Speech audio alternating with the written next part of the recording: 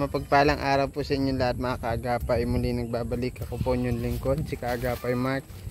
Bali ngayong araw, bisitahin natin si Tay Willie.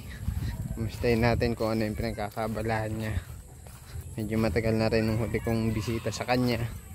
At may dala tayo kaunting bigas dito. Pandagdag niya, pansaing-saing niya. Tara po. Sana nandito si Tay Willie. Madalas kasi yun nasa ilog. Tinatawid niya yung mga kawayan kapag nangunguha siya. Pag may order sa kanya, tinatawid niya sa ilog. Taas na anda mo dito kay Tay Willie. Yan. Sana walang ahas.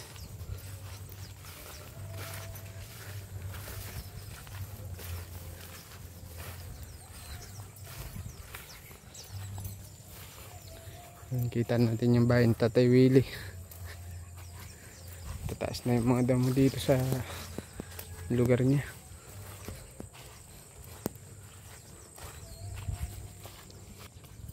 Nandito si Tatay Willie. Tao po, Tay Willie. Asan Tatay Willie? Tay Willie. Andito si Tatay Willie. Hello. Tuloy na ako, hindi man nangangagat to. Maliit lang mangangagat. Damit ka Tay Willie. Magdamit ka po. Tuloy na ako Tay Willie ha. Oo, tuloy na. Kamusta ka po dito? Dito katapos po lang ang pananghalian. Pasado na. Alas 2 na. Alas 2 na pala. Anong pinagkakabalahan mo Tay? Anong pinagkakabalahan mo? Nakuha ko minsan dyan ang order na kawayan. Kanina may 2 order sa aking kawayan. Yun. Magkano na benta mo Tay? 50 lang ang isa. Bali 100, 2 kawayan. 100 din. Inutang pa. Utang pa. Mamayang hapon daw ang bayad. dating, oo. Kasi ako hindi bali. Kasi tuloy dito at okay lang po. May dala ko tayo sa Tay, kaunting bigas. Pasensyahan mo na yan Tay ha. Bigas ka pa man. Mayroon po naman. Pandagdag na lang po yan. Pandagdag na lang sa ano. Buti hindi ka man na inaano Tay. Nababayaran ka naman na sa mga umuutang sa'yo ng kawayan. Inaawa naman yata yung iba. Hindi tayo naman na bayaran yung halimbawa 200. Yung dadalawang bayad bigay nila. Kasi hirap nga naman dito ang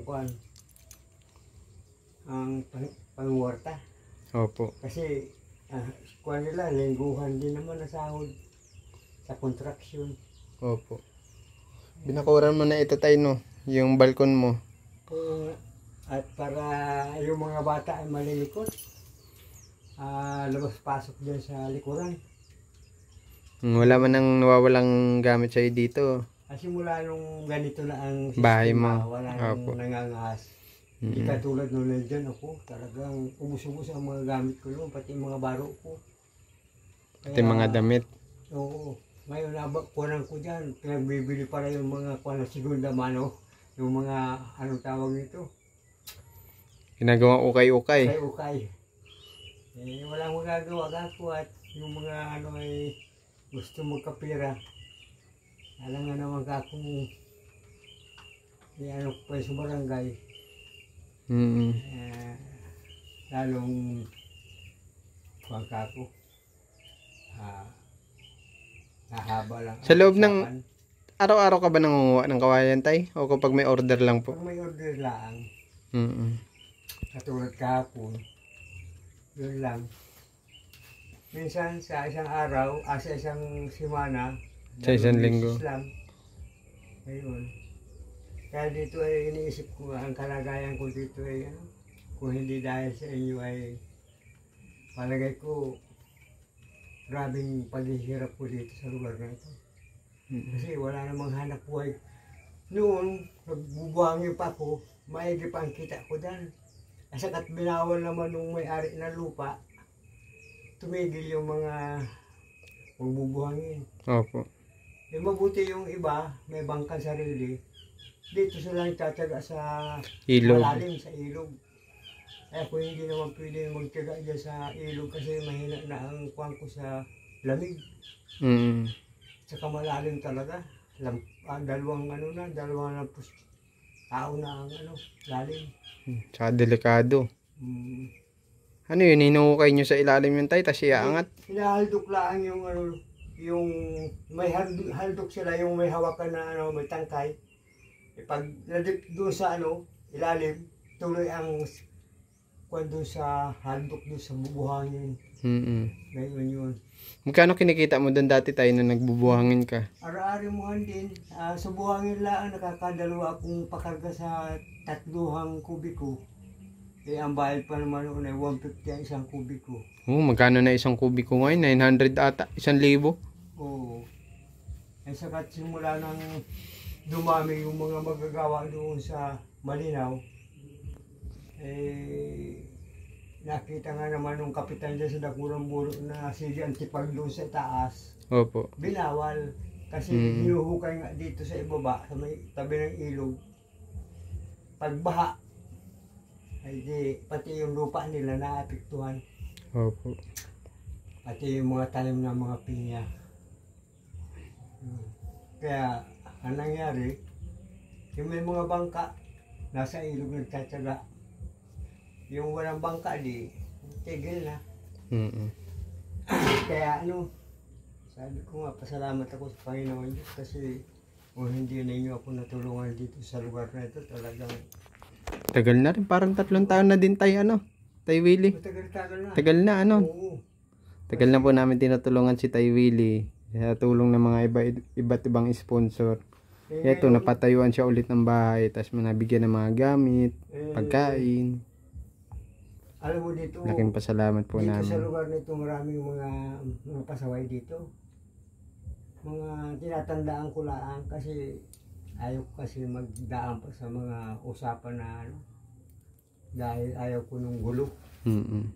Kasi Ilang beses ka na rin kasi nanakawan tayo, maraming Maraming beses beses. na napapagsamantalaan pa si Tatay Willie. Kahit na tao may katuwiran, kapag nakadisgrasya ng kapwa, obligado din makukulong.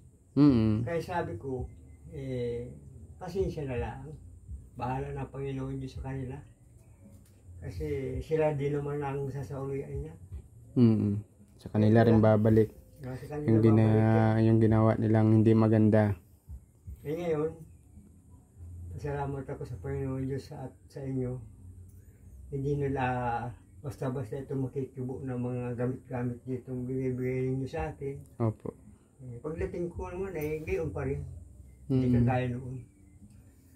Na pati yung limos sabi yung pira na may 2,000 na limos doon sa namatay na asawa ko. Ay dinala pa ng mga nagnakaw sa mga gamit ko. Ay, yung tinago-tago mong pera noon. Tinago ko pera noon ng mga limos. Kasi sabi ko, mag-aano nga yung tawag nito. Po 40 days. Opo, 40 days. Oo. Ninakaw po noon. Kasi simula nung pagkalibing, lagi akong madaling araw pa nagkukuha ako ng kawayan. Saan na inilibing po ang asawa niyo, Tay Willie? Sa Sementeryo din po. Oo, sementeryo. Pero maigi. Kuwan lang. Sa hinukay lang. Kasi wala po siyang kabaong Wala na.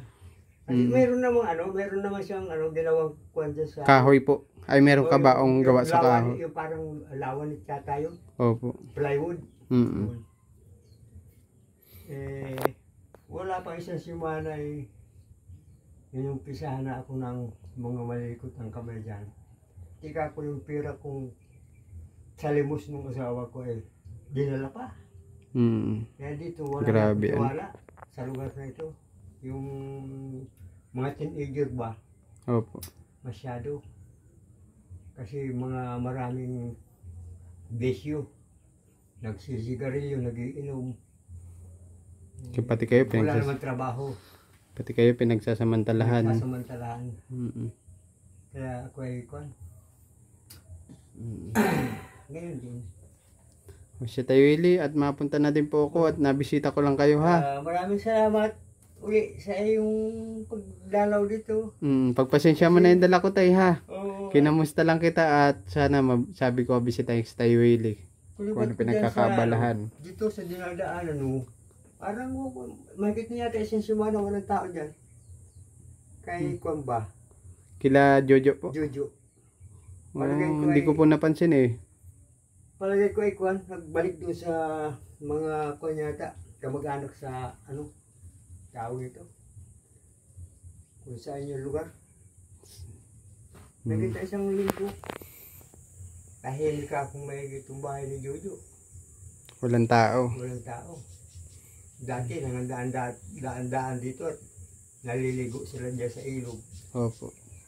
Ngayon wala ka kung nadaan dito mag-asawang ano, yung pula, yung pipi. Siguro ka ko ay ano, nagbisita naman doon sa mga kamag-anak.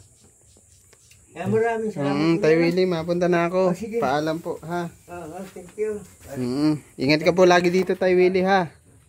Ingat ka po lagi dito. Ayun ang aking, yun ang aking ano, sa buhay ko talaga kahit na ano, mahirap kasi iniisip ko kung magkaroon ako ng diferensya dito, wala mag-aasikaso sa akin.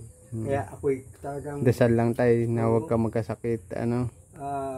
saka yung mga kuwaba, yung mga hindi akalang mga aksidente, yun. Kasi Mahirap na. mahirap. Solo-solo ka lang. Walang Sige. kwan. Okay tay. Bye-bye Salamat po. ulit. Ingat lagi tayo ha. Oo. Ingat po palagi. God bless po.